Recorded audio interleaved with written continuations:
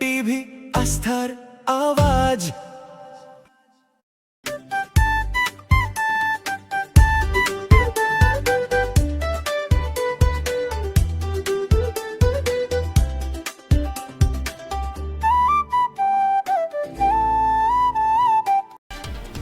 কালিয়াগঞ্জ ব্লকের মালগাঁও কার্পেট গ্রাম হিসেবে পরিচিত। এই গ্রামের প্রায় 400 পরিবার কার্পেট তৈরির সঙ্গে যুক্ত। দীর্ঘ কয়েক যুগ ধরে এই গ্রামের মানুষ কার্পেট শিল্পের সঙ্গে যুক্ত থাকলেও তাদের আর্থিক অবস্থার তেমন কোনো পরিবর্তন হয়নি। কালিয়াগঞ্জের মালগাঁও কার্পেট আজ ভারত ছাড়িয়ে আমেরিকা, ইউরোপের বিভিন্ন বাজারে ছড়িয়ে পড়েছে। কার্পেট শিল্পীদের উজ্জীবিত করতে কুসুমন্ডিতে হাব তৈরির সিদ্ধান্ত নিয়েছে রাজ্যের বিজেপি সরকার। সরকারের এই সিদ্ধান্তে শিল্পে নতুন করে আসার আলো দেখছেন মালগাঁওয়ের কার্পেট শিল্পীরা। আপনাদের আরও একবার জানিয়ে রাখি, কালিয়াগঞ্জ ব্লকের মালগাঁও কার্পেট গ্রাম হিসেবে পরিচিত। এই গ্রামের প্রায় 400 পরিবার কার্পেট তৈরির সঙ্গে যুক্ত। দীর্ঘ কয়েক যুগ ধরে এই গ্রামের মানুষ কার্পেট শিল্পের সঙ্গে যুক্ত থাকলেও তাদের আর্থিক অবস্থার তেমন কোনো পরিবর্তন হয়নি। কালিয়াগঞ্জের মালগাঁওয়ের এই কার্পেট আজ ভারত ছাড়িয়ে আমেরিকা, ইউরোপের বিভিন্ন বাজারে ছড়িয়ে পড়েছে। কার্পেট শিল্পীদের উজ্জীবিত করতে কুসুমন্ডিতে হাব তৈরির সিদ্ধান্ত নিয়েছে রাজ্যের বিজেপি সরকার। সরকারের এই সিদ্ধান্তে শিল্পে নতুন করে আসার আলো দেখছেন মালগাঁওয়ের কার্পেট শিল্পীরা। প্রায় 80 সাল থেকে আমরা এই কার্পেট তৈরি করে আসতেছি। কি ধরনের এখানে কার্পেট তৈরি হয়? আমাদের মূলত 3 রকমের কার্পেট হয়। টাফটেড কার্পেট, নটেড কার্পেট, যেটাকে পার্সিয়ান কার্পেট বলে, এবং এটা হচ্ছে আপনার হচ্ছে তিব্বতি কার্পেট, টিবিটিয়ান যেটাকে বলে আর কি। 3 রকমের কার্পেট তৈরি হয়।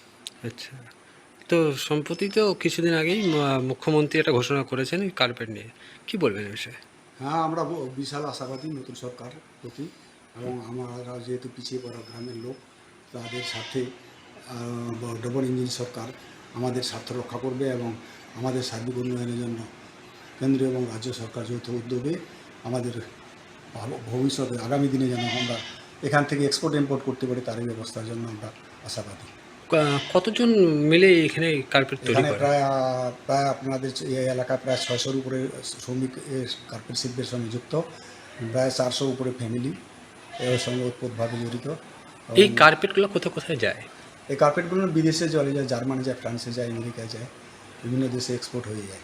এবং আমরাও কিছু বিভিন্ন এক্সিবিশনগুলো, যে কেন্দ্রীয় সরকার এবং রাজ্য সরকারের যে মেলাগুলো হয়, তার মধ্য দিয়ে আমরাও বিক্রি করে থাকি।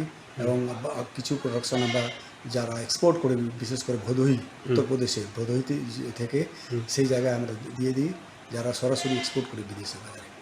ঠিক আছে। মানে কার্পেট বানাই কতদিন ধরে? দীর্ঘদিন ধরে বানাচ্ছি কার্পেট। এই যে কার্পেটগুলো কোথায় যায়? এই বাইরের দেশে যায়, আমেরিকা, লন্ডন, মালয়েশিয়া, দুবাই, সব জায়গায় যায়। এই কার্পেট, একটা কার্পেটের কেমন খরচা পড়ে এবং কেমন দাম রয়েছে? এই কার্পেটটা আমরা বানিয়ে দিলে 70,000 টাকা বানি মজুরি পাই। আচ্ছা, একটা কার্পেটের দাম হয় 1,20,000, 20,000 টাকা, 30,000 টাকা। আচ্ছা, তো এখানে কতজন ফ্যামিলি মিলে আপনারা কাজ করছেন? আমরা অনেক দিন ধরে করছি, 12 বছর বয়স থেকেই করছি এই কাজগুলো। আচ্ছা, কতজন মিলে কাজ করেন এখানে?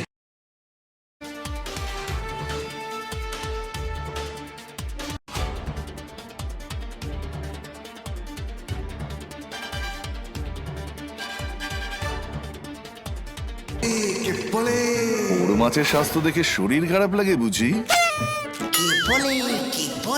আরে মাছেরা বলছে, এবার থেকে আপনার মাছেদেরও দিন কল্যাণীস প্রিমিয়াম ফ্লোটিং ফিশ ফিড। ঘরের লক্ষ্মী আজই ঘরে আনো কল্যাণীস প্রিমিয়াম ফ্লোটিং ফিশ ফিড। ভাসমান খাদ্য।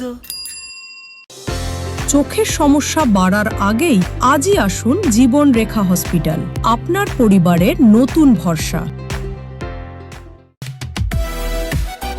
সোনার ছোঁয়ায় আপনাকে রাঙিয়ে দিতে চোখ ধাঁধানো শ্রীহরির গোল্ড প্লেটেড গয়নার বিপুল সম্ভার নিয়ে এলো রায়গঞ্জের সোনার ছোঁয়া।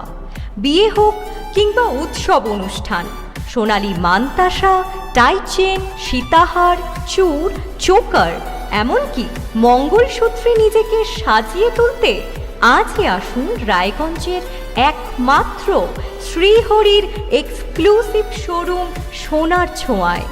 সঙ্গে থাকছে আকর্ষণীয় ছাড়।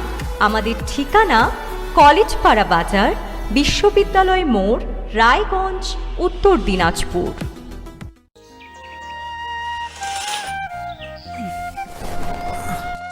হ্যাঁ রে, তুই নিজেকে কি সুন্দর ফিট রাখিস, তোর বরকে রাখতে পারিস না? তোর দাদা জেনেছে nature pure rice bran oil দিয়ে রান্না করলে শরীর এমনি সুস্থ থাকে। হ্যাঁ সে তো ঠিকই। শরীর চর্চার পাশাপাশি ভালো তেল দিয়ে রান্না করাটাও জরুরি, আর সেই জন্যই আমার একমাত্র choice nature pure rice bran oil. শরীর সুস্থ রাখার জন্য আমার পছন্দের সেরা cooking oil nature pure rice bran oil, সম্পর্কে স্বাদ এনে দেয়। গ্রসারি থেকে কসমেটিক্স,